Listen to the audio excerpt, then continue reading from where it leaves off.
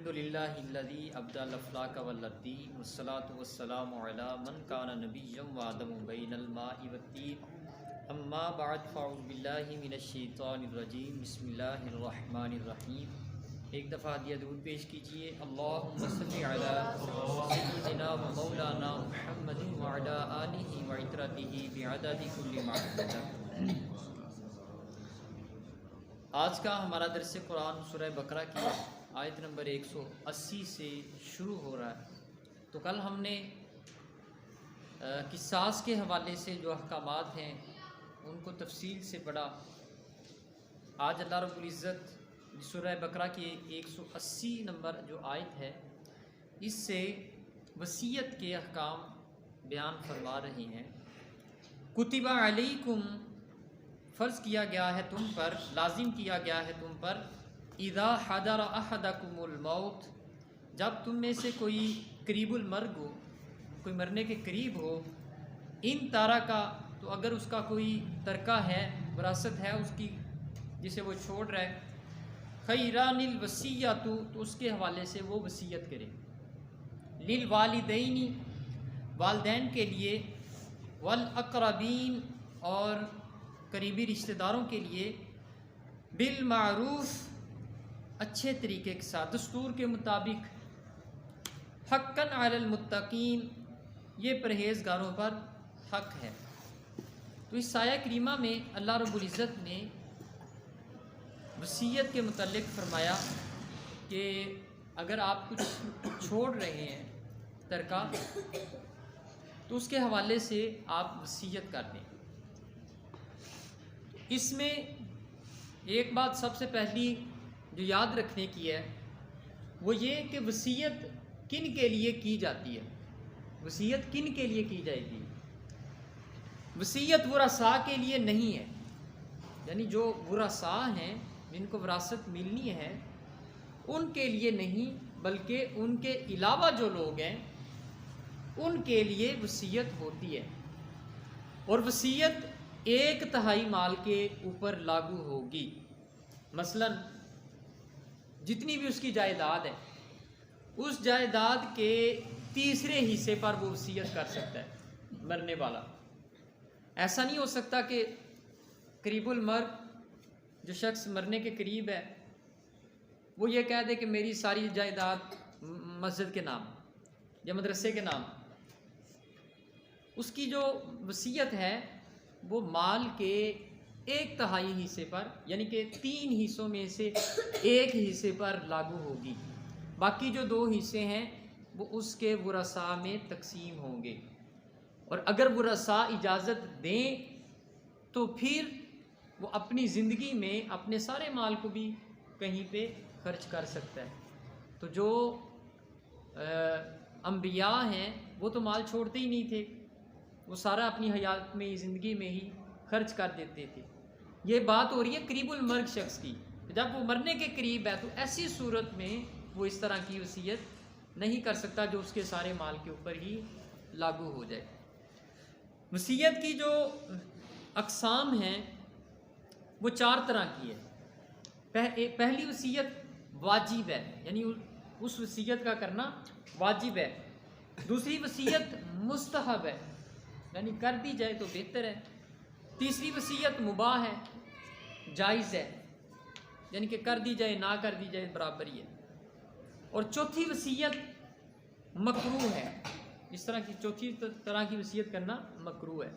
تو جو وصیت کرنا واجب ہے ان میں وہ چیزیں ہیں جن کا تعلق حقوق اللہ کے ساتھ ہے۔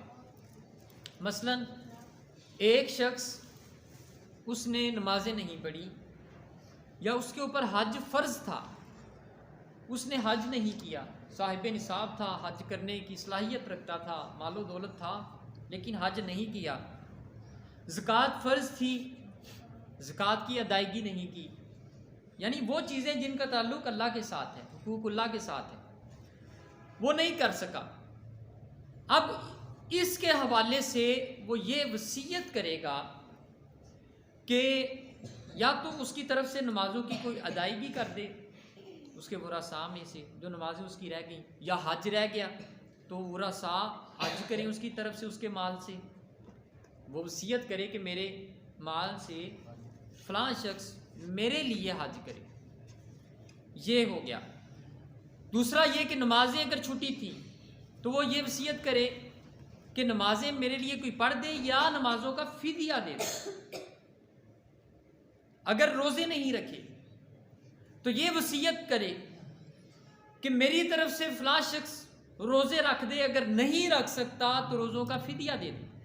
یعنی جو حقوق اللہ اس کے رہے زندگی میں، ان کے متعلق وصیت کرنا یہ واجب ہوتا ہے اس شخص کے لیے جس کے جو مال چھوڑ بھی رہا ہے۔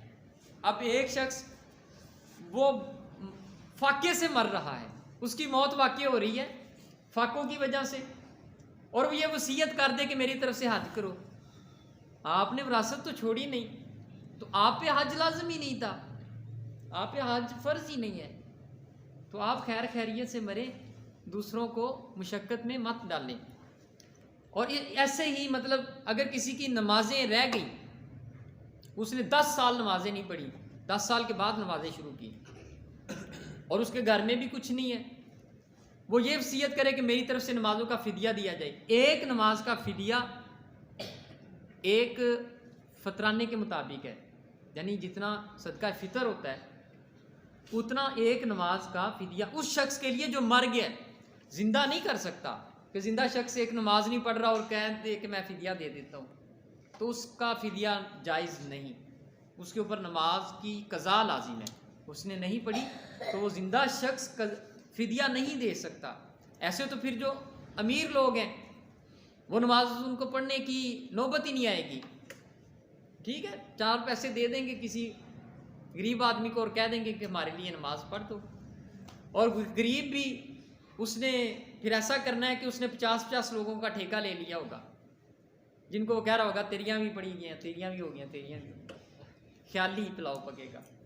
تو اس لیے شریعت نے یہ منع کر دیا کہ نماز جو ہے اس کا زندہ شخص فدیہ کے ساتھ نہیں پڑھوا سکتا۔ جو مر گیا اس کی طرف سے افضل عمل یہ ہوتا ہے کہ کوئی شخص نماز پڑھے، اس کی طرف سے وہ بتا دے مرتے ہوئے کہ میں نے 5 سال کی نہیں پڑھی نماز، تو جو اس کی ورثاء میں اس سے محبت کرنے والے ہیں اس کو بڑا بہترین قسم کا تحفہ دینا چاہتے ہیں، تو یہ بڑا افضل تحفہ ہے کہ اس کی طرف سے قضا نمازیں وہ پڑھنا شروع کر دے۔ جس وصیت کا کرنا مستحب ہے وہ کسی بھی دینی کام کے لیے، کسی مدرسہ کے لیے، مسجد کے لیے، غریب طلباء کے لیے، غریب رشتہ داروں کے لیے یہ وصیت مستحب ہوگی، یعنی کہ اس طرح کی وصیت کرنا مستحب ہے۔ اور جو مباح ہے وہ امیر رشتہ داروں کے لیے اور عام دنیا داروں کے لیے، یعنی جو مستحب ہے وہ غریب رشتہ داروں کے لیے، جو مباح ہے یعنی جائز ہے، کر لیں تو ٹھیک ہے، نہ بھی کریں تو بھی ٹھیک ہے، یعنی کہ کرنا اور نہ کرنا برابر ہے۔ مستحب میں یہ ہوتا ہے کہ کرنا بہتر ہوتا ہے، لیکن نہ کرنے کی بھی آپشن موجود ہوتی ہے۔ جو مکروہ ہے جس طرح کی وصیت کرنا وہ یہ ہے کہ ایسا شخص جو فاسق و فاجر ہے، فاسق و فاجر اس شخص کو کہتے ہیں جو اعلانیہ گناہ کرتا ہے، جو اعلانیہ گناہ کرتا ہے اس شخص کو فاسق، گناہ کبیرہ جو اعلانیہ کرے اس شخص کو فاسق و فاجر کہا جاتا ہے۔ تو ایسے شخص کے لیے وصیت کرنا یہ مکروہ ہے۔ مثال کے طور پہ ایک شخص جو ہے وہ کسی حرام چیز کو فروخت کرتا ہے، اب اس شخص کے لیے وہ اعلانیہ کام کر رہا ہے، تو اس کے لیے یہ وصیت کرنا یہ جائز نہیں ہوگا کہ اس کو میرے مال سے کچھ دے دیا جائے، کیونکہ وہ اس کا مال لے کے بھی حرام کام میں شامل کر دے گا۔ ایسے ہی کوئی شخص جو ہے وہ لہو لعب والا کام کرتا ہے، جوا کھیلتا ہے، تو وہ بھی ایک اعلانیہ گناہ ہے، قرآن مجید نے منع کیا، اور گناہ کبیرہ ہے، تو قرآن نے منع کیا، وہ آپ کے پیسے کو، آپ کے سرمایے کو جوے میں اجاڑ دے گا، تو اس لیے ان کے لیے وصیت کرنا یہ مکروہ قرار دیا گیا ہے۔ یہاں تک سمجھ آ گئی؟ اس کے بعد فرمایا فَمَن بَدَّلَهُ بَعْدَ مَا سَمِعَهُ فَإِنَّمَا اسْمُهُ عَلَى الَّذِينَ يُبَدِّلُونَ، سو جس نے وصیت کو سننے کے بعد اس کو تبدیل کیا اس نے گناہ اس میں گناہ صرف تبدیل کرنے والوں پر ہے. یعنی وصیت کی، اس نے وصیت لکھ دی جو قریب المرگ تھا، اب مرنے کے بعد وصیت کے اندر چھیڑ چھاڑ کر دی تو وہ شخص وصیت جنہوں نے بدلی وہ گناہگار ہوں گے. ان اللہ سمیع علیم، بے شک اللہ سب کچھ سننے والا اور بہت جاننے والا ہے. فمن خاف من موص جنفا او اثما فاصلح بینہم فلا اثم علیہ، پھر جس کو وصیت کرنے والے سے بے انصافی یا گناہ کا خوف ہو، فاصلح بینہم فلا اثم علیہ، پس وہ ان کے درمیان صلح کرا دے تو اس پر کوئی گناہ نہیں. ان اللہ غفور الرحیم، بے شک اللہ رب العزت بخشنے والا اور بے حد رحم فرمانے والا ہے. اس آیت میں یہ کہا گیا کہ اگر کوئی شخص جس کو وصیت کی گئی ہے وہ اس پہ اتفاق نہیں کریں گے. مثال کے طور پہ ایک قریب المرگ شخص نے جو مرنے کے قریب تھا، اس نے یک طرفہ کوئی فیصلہ کر دیا، یعنی 2 بیٹے تھے تو ایک کے نام پہ وصیت کر دی. اب یہاں پہ اختلاف پیدا ہوگا. دوسرا جو ہے وہ ہو سکتا ہے کہ مزاحمت کرے. کہا کہ پھر اس طرح کیا جائے کہ باہمی رضامندی کے ساتھ اس کو برابر میں وصیت کے ساتھ وصیت کرتے ہوئے اس سے یہ کہا جائے کہ برابر تقسیم کر دو، تمہارے بعد جھگڑا شروع ہو جائے گا. تو یہ وصیت کرتے ہوئے ملحوظ خاطر رکھا جائے کہ اپنا جو پسندیدہ ہے بیٹا یا بیٹیوں میں سے صرف اس کو ہی نہ نوازا جائے، بلکہ سب کو معتدل رکھا جائے، اعتدال کے ساتھ تقسیم. اس کا عمل جو اس نے برا سلوک کیا یا اس کے جو برے اخلاق تھے وہ اس کے ساتھ ہیں، اللہ رب العزت اس کی گرفت فرمائے گا. اس یقیناً جو والدین کا نافرمان ہے، لیکن جو والد ہے بطور والد اس کو بہرحال یہ لازم ہے کہ وہ سب کو ملحوظ خاطر رکھتے ہوئے وصیت کرے. ایک شخص جو وصیت کرتا ہی نہیں ہے، ویسے ہی فوت ہو جاتا ہے، وصیت کوئی کرتا ہی نہیں ہے، فوت ہو جاتا ہے، تو پھر شریعت نے ایک پیرامیٹر دیا کہ کس طرح وراثت تقسیم ہوگی. بیٹوں میں بھی اور بیٹیوں میں بھی، بیٹیوں میں بھی ہوتی ہے. تو یہ ہمارے ہاں یہ رواج نہیں ہے کہ بیٹیوں کو وراثت دی جائے. وہ کہتے ہیں کہ ہم نے جہیز دے دیا تھا، اسی جڑا دینا سی وہ دے دیتا ہوا ہے، 10 لاکھ خرچیا سی ادو. تو یہ شریعت نے تو نہیں 10 لاکھ خرچنے کا حکم دیا تھا، یہ تو آپ نے خود گڑا جہیز. شریعت نے جو حکم دیا ہے وہ وراثت کا دیا ہے کہ وراثت دینی ہے، اگرچہ چلو بیٹے سے نصف دینی ہے. مثال کے طور پہ اگر آپ نے 100 روپے چھوڑا وراثت کا، 100 روپے، بیٹے کو اگر 50 مل رہے ہیں تو بیٹیاں 2 ہیں تو ان کو 25 ملیں گے، یعنی کہ بیٹے کی نسبت بیٹی کو آدھا حصہ ملتا ہے. تو اب اس طرح کے کیسز آتے ہیں جو دارالفتاء میں آتے ہیں، وہ یہ کہ 1 مربع بابا جی نے زمین چھوڑی ہے، 2 بیٹے ہیں انہوں نے آپس میں تقسیم کر دی، 2 بہنیں ہیں ان کو کہہ رہے ہیں تو انہوں حج کرا دینے ہیں. پہلی تسی کی کرنی تو انہوں حج کروا دیں. ایموشنل بلیک میل.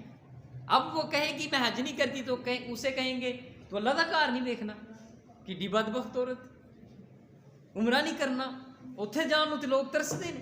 اس طرح کے کیس آتے ہیں، مطلب وہ 1.5-2 لاکھ میں اس طرح تو وہ ترخوا دیں گے، عمرہ کروا دیا، حج کروا دیا. تو بہرحال یہ ناانصافی ہے، اس سے بچنا چاہیے. حتی الامکان کوشش کرنی چاہیے کہ ان کو جو حصہ بنتا ہے وہ دیا جائے. اس کے بعد فرمایا یا ایھا الذین آمنوا کتب علیکم الصیام، اے ایمان والو فرض کر دیے گئے تم پر روزے، کما کتب علی الذین من قبلکم، جس طرح تم سے پہلے لوگوں پر روزے فرض کیے گئے تھے، لعلکم تتقون، تاکہ تم پرہیزگار بن سکو. تو روزے جو ہیں یہ ہر مذہب کی تعریف میں شامل ہیں، چاہے وہ آسمانی مذہب ہے یا وہ زمینی مذہب ہے. زمینی مذہب جیسے وہ ہندو ہیں یا بدھ مت ہیں، زرتشت ہیں، اور کئی مذاہب ہیں دنیا میں جو الہامی نہیں ہیں. الہامی مذاہب میں یہود ہیں، نصارہ ہیں، مسلمان ہیں، یعنی کہ جن کو اوپر سے کوئی کتاب نازل ہوئی، نبی آیا، اس کو الہامی مذہب کہا جاتا ہے. تو مسلمانوں کا الہامی مذہب ہے. تو الہامی مذاہب میں بھی روزہ جو ہے یہ موجود ہے، اور جو ہندو ہیں ان کے ہاں بھی روزے کا تصور کسی نہ کسی صورت میں موجود ہے. بہرحال نام مختلف ہیں. ہندوؤں میں بھی روزہ ہے لیکن اس کا نام انہوں نے کچھ مختلف کر کے رکھا ہوا ہے. تو اس میں فرمایا کہ جس طرح پہلی امتوں میں ہم نے روزہ فرض کیا تھا اسی طرح تم پر فرض کر دیا گیا. اب ہمارے لیے انعام یہ ہے کہ جو نصارہ تھے، نصرانی، ان پر روزہ 24 گھنٹے کا فرض تھا. یعنی ایک ٹائم ہوتا تھا دن اور رات میں جس میں وہ کھاتے تھے بس. پھر اس کے بعد روزہ، افطاری بھی وہی ہوتی تھی، سحری بھی وہی ہوتی تھی ان کی. 24 گھنٹے میں ایک دفعہ کھانا ہے اور پھر مسلسل چلتی ہے، روزہ ہی چلتا رہے گا. اور یہ ہماری امت پر اللہ رب العزت نے امت محمدیہ پر احسان فرمایا ہے کہ ہمارا صرف دن کا روزہ ہوتا ہے. صبح سحری کے وقت ہوتا ہے شروع اور مغرب کے وقت ختم ہو جاتا ہے. تو یہ حضرت عمر فاروق رضی اللہ تعالیٰ عنہ، آپ حضور علیہ الصلوۃ والسلام کی بارگاہ میں حاضر ہوئے اور عرض کی کہ یا رسول اللہ صلی اللہ علیہ وسلم، میں اپنے آپ کو قابو میں نہیں رکھ سکا. اب روزے میں کھانا پینا جماع کرنا، اپنی بیوی کے قریب جانے سے رکنا ہے روزے کی حالت میں. اور اس کی کہ یہ جب اسلام کی ابتدا ہوئی تب 24 گھنٹے کا روزہ تھا جس طرح عیسائیوں کا تھا. اسلام میں بھی ایسے ہی روزہ شروع ہوا 24 گھنٹے کا، بس سحری بھی وہی ہے، افطاری بھی وہی ہے. وہ حضرت عمر فاروق رضی اللہ تعالیٰ عنہ ایک دن آگے عرض کی یا رسول اللہ، میں اپنے آپ کو قابو میں نہیں رکھ سکا اور میں اپنی زوجہ کے پاس چلا گیا. پھر اللہ رب العزت نے تخفیف فرما دی، یہ انعام دے دیا کہ آپ رات کے اوقات میں کھاؤ پیو، جو بھی جائز ہے وہ آپ کریں.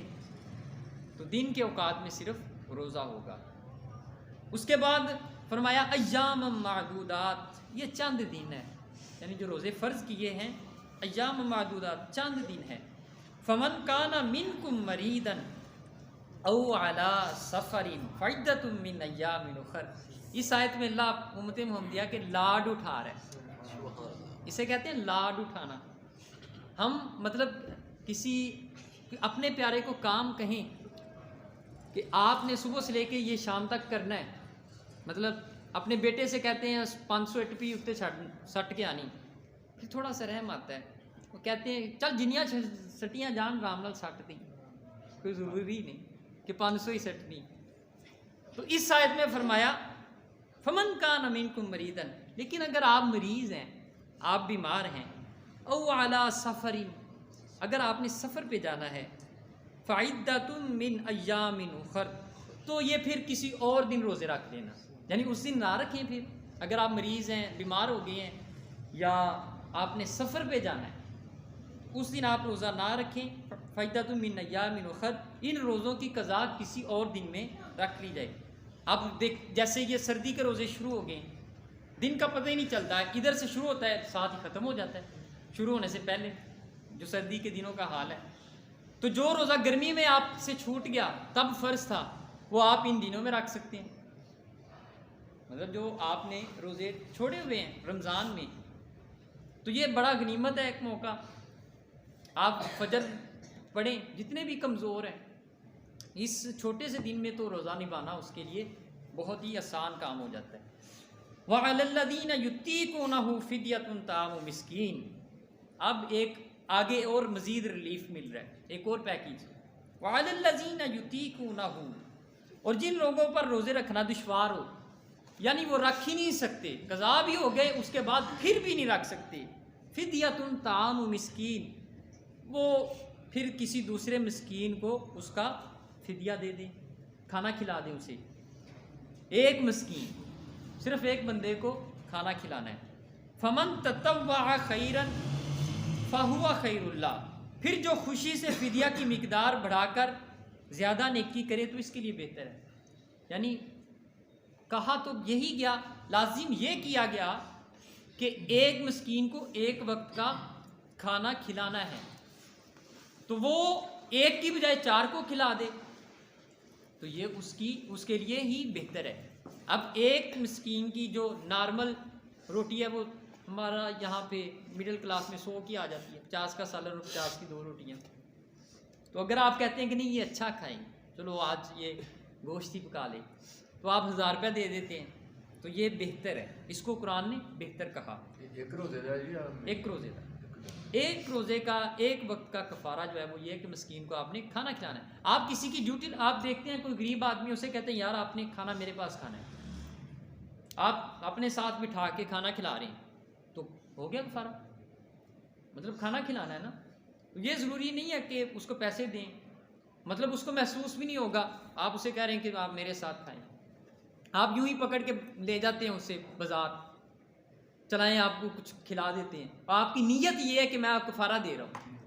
وہ جو روزہ نہیں رکھا اسے نہیں آپ بتا رہے کہ آپ کے ساتھ ہو کیا رہا ہے، اسے یہی کہا کہ آپ کو کھلاتے ہیں، کچھ دوستانہ ماحول میں لے گئے، وہ بھی خوش ہو گیا، اللہ بھی خوش ہو گیا، دونوں ہی خوش ہو گئے۔ افسر پھر افطاری ہوتی ہے، ایک دن سارا ہو جاتا ہے، کیا وہ اور کیا ڈگر جاتا ہے افطاری کروا کے؟ نہیں مطلب جو زیادہ لوگوں کو کھلا رہا ہے، ٹھیک ہے نا، مطلب اس کے 30 روزے جو ہیں وہ رہ گئے، اب یہ ہے کہ وہ 30 مساکین کو کھانا کھلا دے، مطلب پھر یہ بڑھا دے، 30 مسکینوں کو وہ کھانا کھلا دے گا تو 30 روزوں کا ہو جائے گا۔ یہ بیمار بندے واسطے ایک تندرست بھی کھوا سکتا ہے۔ تندرست جو بندہ ہے جو روزہ رکھ سکتا ہے، وہ اگر روزہ چھوڑتا ہے اس کے اوپر اس روزے کی قضا لازم ہے، یعنی وہ روزہ ہی رکھے۔ اب جو شخص روزہ نہیں رکھ سکتا بعد میں، اس کے لیے پھر یہ ہے کہ وہ فدیہ دے دے، کسی مسکین کو کھانا کھلا دے۔ اور اگر مطلب تندرستی میں روزے چھوٹے ہوئے ہیں، اب مطلب بزرگی آ گئی، اب رکھ نہیں سکتا، پھر بھی کسی مسکین کو کھانا کھلا دے۔ کچھ بیماریاں جو ہیں جس طرح شوگر ہے، ہیپاٹائٹس ہے، اللہ معاف کرے کسی کو کینسر ہے، وہ بالکل نہیں کر سکتے، ہاں جی، تو وہ قضا بھی نہیں کر سکتے۔ ٹھیک ہے، مطلب یہ ہے کہ جو شخص بیمار ہو گیا، جس کو انجیکشن لگتے ہیں یا میڈیسن لینی پڑتی ہے، اب اس شخص کے لیے یہ لازم ہے، اگر وہ صاحب حیثیت ہے تو وہ روزوں کا کفارہ دیتا رہے ساتھ ساتھ ہی، اور اس کو یہ بھی لگتا ہے کہ میں تو ریکور ہو ہی نہیں سکتا، مطلب اس کی عمر ہی یہاں تک پہنچ گئی ہوئی ہے کہ اسے مطلب لگتا ہے کہ میں ٹھیک نہیں ہو سکتا، تو وہ دیتا رہے ساتھ ساتھ ہی، مطلب رمضان شریف میں ہی دے دے، رمضان کے بعد دے دے، جب بھی مطلب اسے موقع ملتا ہے جتنی جلدی وہ اس کا ساتھ ساتھ کفارہ دیتا چلا جائے۔ ایسے ہی نمازوں کا ہے، ایک شخص جو ہے نماز میں وسعت تو بہرحال اتنی ہے کہ جو نہیں پڑھ سکتا بیٹھ کے پڑھے، بیٹھ کے لیٹ کے پڑھ لے، اشارے سے پڑھ لے، اور دل کے اشارے سے پڑھے، مطلب یوں لیٹا ہوا ہے اور دل میں یہ خیال ہے کہ اب میں قیام میں کھڑا ہوں، اب رکوع میں ہوں، اب سجدے میں ہوں، زبان سے وہی پڑھتا رہے، اگر پڑھ نہیں سکتا تو وہی سوچتا رہے، تو اس کی نماز ہے۔ اگر مطلب جو اتنا ہی زیادہ مدہوش ہے، اس کو نہیں پتہ چلتا کہ کیا پڑھ رہا ہوں، رکعت کون سی ہے، پڑھنا کیا ہے، وہ نہ پڑھے۔ اور جس کی پاکیزگی نہیں ہے، ایسے بھی مریض ہوتے ہیں کہ مسلسل بلیڈنگ ہو رہی ہوتی ہے، یا مسلسل جو ہے وہ کچھ اور کپڑے خراب رہتے ہیں جس کی وجہ سے، تو وہ شخص پھر نہ پڑھے۔ بہرحال جو جس کو وہ نالی وغیرہ لگی ہوتی ہے نا، بعض مریض ایسے ہوتے ہیں ان کو وہ پیشاب کی نالی لگا دیتے ہیں، اس کو نہیں پتہ ہوتا کہ وہ کب آ رہا ہے، تو ایسا مریض نماز پڑھ سکتا ہے، ٹھیک ہو گیا نا، ایسا مریض بھی نماز پڑھ سکتا ہے، اس کے لیے جائز ہے۔ یہ حضور نبی رحمت صلی اللہ علیہ وسلم آپ کی زوجہ محترمہ سیدہ عائشہ صدیقہ رضی اللہ تعالیٰ عنہ، آپ کے پاس ایک خاتون آئی اور عرض کی کہ مجھے یہ مسئلہ درپیش ہے کہ میری جو ایام مخصوصہ ہیں، ماہواری کے ایام ہیں، وہ 15 دن تک چلے جاتے ہیں، 20 دن تک چلے جاتے ہیں، بلیڈنگ ہوتی ہے، تو اتنے زیادہ دن تک خون آتا رہتا ہے، تو اب میں کیا کروں؟ حضور نبی رحمت صلی اللہ علیہ وسلم نے فرمایا کہ جو زیادہ سے زیادہ مقدار ہے وہ 9 دن ہے۔ 9 دن کے بعد اس خاتون کو چاہیے کہ وہ نماز پڑھے، اگرچہ خون کے قطرے نماز کی چٹائی پہ ٹپکیں، یعنی پھر وہ بیماری ہے۔ اس کے بعد 9 دن تک کنسیڈر کیا جاتا ہے کہ یہ استحاض حیض میں ہے۔ اس کے علاوہ جو مطلب کہ 9 دن کے بعد جب جائے گی بات، تو پھر وہ شریعت اس کو بیماری سمجھتی ہے کہ یہ تو بیماری شروع ہوگی، ٹھیک ہو گیا۔ تو ایسے ہی وہ شخص ہے کہ جس کو وہ پیشاب کی نالی لگی ہوئی ہے، وہ ہو رہا، تو وہ اب بیماری میں آ گیا، اس کا وضو برقرار رہ ہی نہیں سکتا، اسے پتہ ہی نہیں ہے، 2 منٹ کے بعد، 1 منٹ کے بعد تو وہ وضو ٹوٹ رہا ہے۔ تو اس موسم میں وضو کرنا کوئی آسان بات نہیں، لیکن پھر ایسا ہے کہ ہر نماز کے لیے الگ سے وضو کرے، یعنی جو بھی عبادتیں مقصودہ اس نے کرنی ہے اس کے لیے وہ وضو کرے۔ مطلب ایسا نہیں پھر کہہ سکتا کہ ایک ہی وضو کے ساتھ مغرب بھی پڑھی ہے اور مسجد میں ہی بیٹھا رہا ہے تو آگے عشاء بھی پڑھ لے، پھر ایسے نہیں ہوگا۔ جس شخص کا مسلسل وضو ٹوٹ رہا ہے وہ وضو کرے، اور نماز میں چاہے وضو ٹوٹ رہا ہے کوئی بات نہیں، وہ نماز کو پڑھتا رہے، یہ بھی ایک ریلیف ہے۔ اس کے بعد فرمایا، میرے خیال میں یہاں تک بس کر دیتے ہیں، اگر کسی کے ذہن میں کوئی سوال ہو تو وہ سوال پوچھ لے، انشاءاللہ اس کے علاوہ اس کے آگے جو ہے وہ کل ہم شروع کریں گے۔ یہ نماز میں دسیا